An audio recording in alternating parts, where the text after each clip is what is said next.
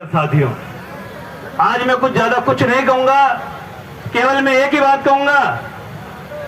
हमें warm up करते हुए बहुत दिन हो गए। कोई भी गेम होता है उसके पहले वार्म अप होते हैं। आज 50 दिन के ऊपर वार्म अप करते हो गए, इसलिए मैं हमारे लीडर को कहूंगा अब टीम को मैदान में उतार दें। अगर आप वार्म अप ही करवाते रहोगे ना तो मैं कह रहा हूं आपको मैच ही खत्म हो जाएगा। क्या होता है आचार संहिता? क्या होती है आचार संहिता? आचार संहिता तो इसका मतलब ये है कि तुम आंदोलन को आचार संहिता लगवा कर कुछ नहीं करवाना चाहते हो। मैं आपको स्पष्ट रूप से कहूंगा जो भी कार्रवाई करनी हो तो तत्काल करें। 50 दिन हो गए, हमने खून भी दे दिया, हमने सब कुछ अनशन भी करवा लिया। क्या मतलब निकला उसका?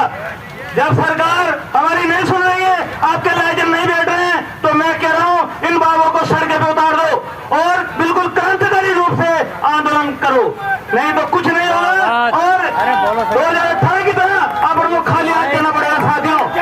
और अपने वक्ता, अपने जो भी वक्त आते हैं उनको मैं कह देना चाहता हूँ कि कोई भी ये नहीं कहे कि इस पंडाल के अंदर मुखबिर है, कोई मुखबिर नहीं है। मैं बिल्कुल कतई सहन नहीं करूंगा कोई मेरे पंडाल में कोई व्यक्ति बैठा हुआ है उसको कोई मुखबिर कहे। मैं इस बात का विशेष ध्यान रखे वक्ता, मैं सहन नहीं करूंगा, क्योंकि ये जो भी भीड़ इसी गर्मी के अंदर बैठा हुआ है वो केवल बाबू के हित के लिए बैठा हुआ है। अपनी वाणी पर संयम रखे साथियों। ये जो बाबू बैठे हैं ये गलतफहमी निकाल दें कि ये किसी व्यक्ति के पीछे बैठे हैं। ये राजस्थान राज्य मंत्रालय कर्मचारी के महासंघ के पीछे बैठे हैं, वरना बहुत सारे नेता आए और चले गए। आपने देखा होगा प्रदेश अध्यक्ष आते हैं चले जाते हैं, महामंत्री आते हैं चले जाते हैं, लेकिन जो ये बैनर है ये हमेशा जिंदा रहता है साथियों। आज जो भी नेता है कल जरूरी नहीं वो नेता है, लेकिन यह है कि जो इस पद में रहते हुए ईमानदार से काम करेगा उसको इस पद से हटने के बाद भी सम्मान मिलेगा साथियों। तो मैं आचार संहिता क्या होती है? आचार संहिता, आचार संहिता तो इसका मतलब ये है कि तुम आंदोलन को आचार संहिता लगवा कर कुछ नहीं दिलवाना चाहते हो। मैं आपको स्पष्ट रूप से कहूंगा जो भी कार्रवाई करनी हो तो तत्काल करें। 50 दिन हो गए, हमने खून भी दे दिया, हमने सब कुछ अनशन भी करवा लिया। क्या मतलब निकला उसका? जब सरकार हमारी नहीं सुन रही है, आपके लाइजन नहीं बैठ रहे हैं, तो मैं कह रहा हूं इन बाबों को सड़क पे उतार दो और बिल्कुल क्रांतिकारी रूप से आंदोलन करो, नहीं तो कुछ नहीं होगा। और 2018 की तरह अब उनको खाली हाथ देना पड़ेगा साथियों। और मैं अपने वक्ताओं, अपने जो भी वक्त आते हैं उनको मैं कह देना चाहता हूँ कि कोई भी ये नहीं कहे कि इस पंडाल के अंदर मुखबिर है, कोई मुखबिर नहीं है। मैं बिल्कुल कतई सहन नहीं करूंगा कोई मेरे पंडाल में कोई व्यक्ति बैठा हुआ है उसको कोई मुखबिर कहे।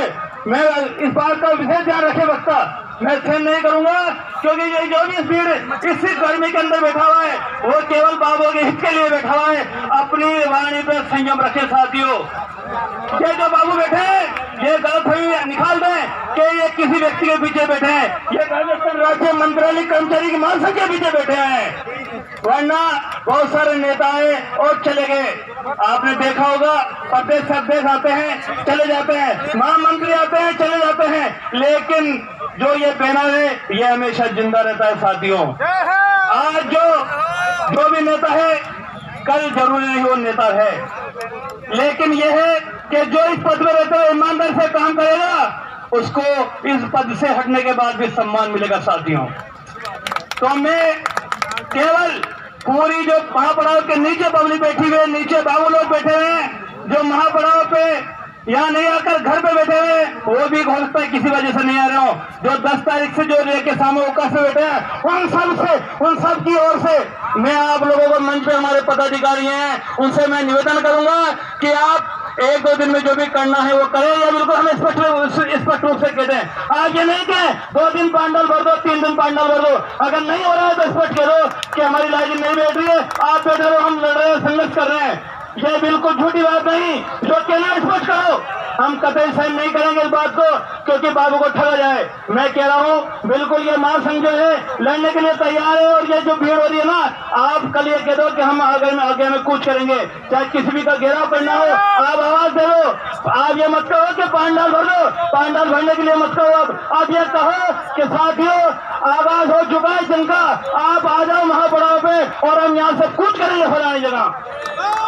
इसलिए अब आप ये लुक्का छिपी का खेल और पड़ाव पे यहाँ नहीं आकर घर पे बैठे हुए, वो भी हो सकता है किसी वजह से नहीं आ रहे हो, जो 10 तारीख से जो लेके सामने अवकाश में बैठे हैं, उन सब की ओर से मैं आप लोगों को मंच पे हमारे पदाधिकारी हैं उनसे मैं निवेदन करूंगा कि आप 1-2 दिन में जो भी करना है वो करें, या बिल्कुल हम स्पष्ट रूप से कहते हैं। आप ये नहीं कहें 2 दिन पांडाल भर दो, 3 दिन पांडाल भर दो, अगर नहीं हो रहा है तो स्पष्ट कह दो कि हमारी लाइजिंग नहीं बैठ रही है, आप बैठे रहो, हम लड़ रहे हैं, संघर्ष कर रहे हैं।